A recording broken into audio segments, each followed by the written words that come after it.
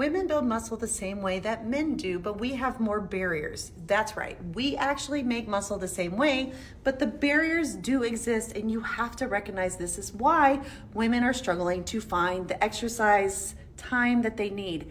And I think their tendons are part of the reason that they're struggle busing. In this article, The Evolution of Resistance Training in Women, History and Mechanisms for Health and Performance from September 2025. Now, what is very important for teaching women how to do resistance training is the individualization that is very important due to psychological differences, okay? And I would say because we don't have the same hormones, our tendons have a higher likelihood of being jerks and us getting hurt and putting us by the sidelines and discouraging us. Because women were always meant to change. Our bodies were meant to come apart and come together, come apart and come together. And because we've had that happen multiple times sometimes we have some mechanical issues that are problematic. Not to mention our testosterone is different, so we start with a lower baseline muscle level. But we still make muscle the same as men. The psychological barriers to exercise to participation are challenges such as perceived time and effort,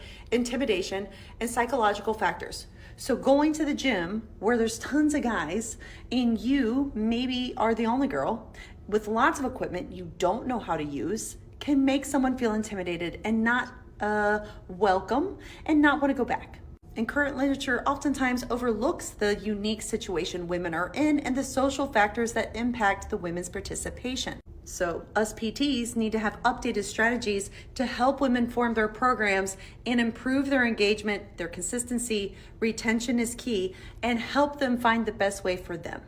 In the college setting, they found for women, the biggest barrier was perceived time and effort required for resistance training. And women who see obstacles to exercise are less likely to engage in consistent resistance training. And you have to be consistent to make things grow. Other true barriers to exercise is women would worry about looking silly, muscle soreness, and not wanting to be an overly muscly physique. A lack of encouragement from friends, not wanting to exercise alone, and feeling uncomfortable or intimidated in the weight room. Other factors that limit women is lack of convenient locations to exercise, bad weather, medical problems, family obligations, and these things truly get in the way. So how do we fix this? Well, in this particular article, the investigators talked about educational interventions with classes teaching weight room exercises, and in some cases, creating women-only training spaces for beginners may help reduce these barriers and encourage more women to take up resistance training. The difference truly between men and women when it comes to muscle mass is the large hormonal change of puberty,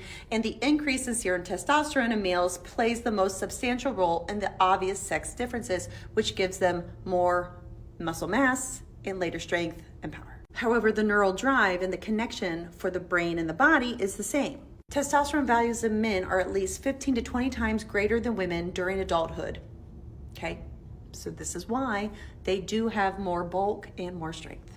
And women have testosterone too, it's just men have more. Estrogen's role in preserving muscle mass, specifically skeletal muscle mass, is less clear. But what we can say for sure that estrogen does is it has a protective effect on post-exercise pro-inflammatory response and skeletal muscle damage. And this is why you feel so much more sore than you used to, because estrogen would help us with the oxidative stress. And this is why you feel more inflamed, because you literally are. Now, where I think men and women really differ is women have a lot more tendon issues and tendonitis because the way our hormone, estrogen receptors, progesterone receptors, the way they express themselves on our tendon, and the optimal expression of muscle strength depends on the physical properties of the tendon.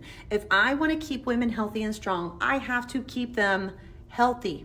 I have to keep their tendons healthy. And I have to do that through a variety of ways. And that, my friend, is, I think, the conversation we should be having more of.